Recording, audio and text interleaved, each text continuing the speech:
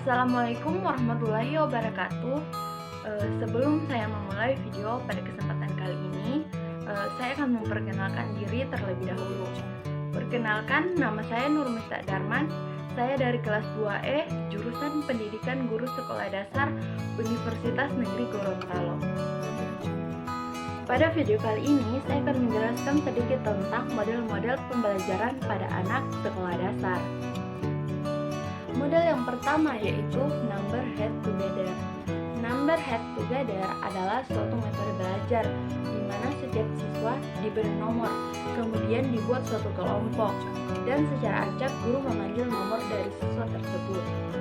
Langkah-langkah dari metode ini yang pertama, siswa dibagi dalam kelompok, dan di setiap kelompok mendapat nomor. Kemudian guru memberikan tugas, dan masing-masing kelompok mengerjakannya.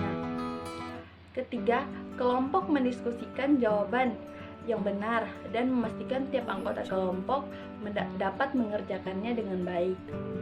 Kemudian, guru memanggil salah satu nomor siswa dengan nomor yang dipanggil untuk melaporkan hasil kerjasama mereka. Dan yang kelima, guru memberikan kebebasan untuk dari teman lain atau dari kelompok lain memberikan tanggapan. Kemudian guru menunjuk nomor yang lain. Dan yang terakhir, guru membuat kesimpulan di setiap diskusi yang mereka jalankan. Kelebihan dari metode ini, setiap siswa akan menjadi siap semua ketika dipanggil oleh guru. Dan yang kedua, setiap siswa juga dapat melakukan diskusi dengan sungguh-sungguh. Dan yang terakhir, siswa yang pandai dapat mengajari siswa yang kurang pandai.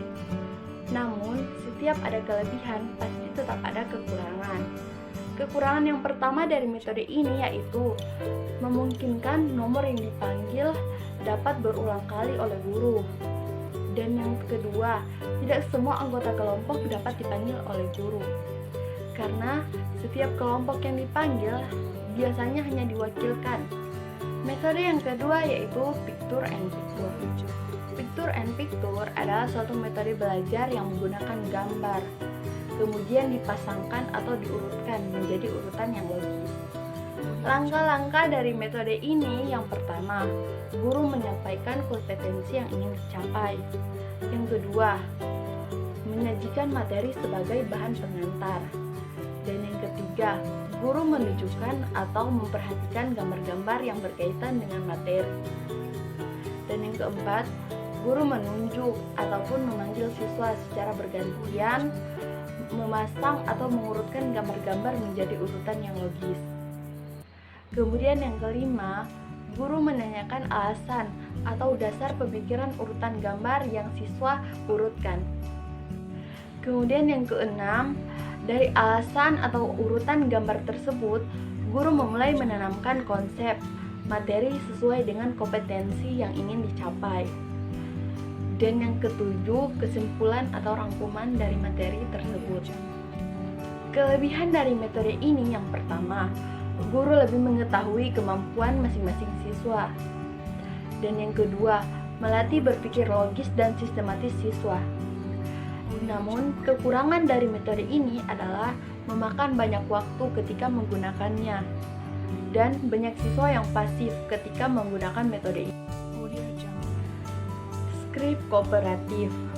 Skrip kooperatif adalah metode belajar di mana siswa bekerja secara berpasang-pasangan. Dan secara lisan, siswa merangkum bagian-bagian dari materi yang dipelajari. Langkah-langkah dari metode ini yang pertama, guru membagi siswa secara berpasang-pasangan. Kemudian yang kedua, guru membagikan wacana atau materi tiap siswa untuk dibaca dan membuat ringkasannya. Kemudian yang ketiga, guru dan siswa menetapkan siapa yang akan berperan pertama sebagai pembicara dan siapa yang berperan sebagai pendengar. Dan yang keempat, pembicara membacakan ringkasannya selengkap mungkin dengan memasukkan ide-ide pokok dalam ringkasannya.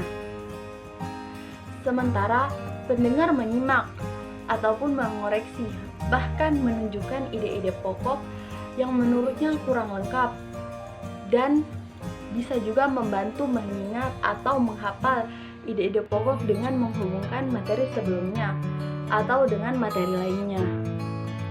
Dan yang kelima, bertukar peran.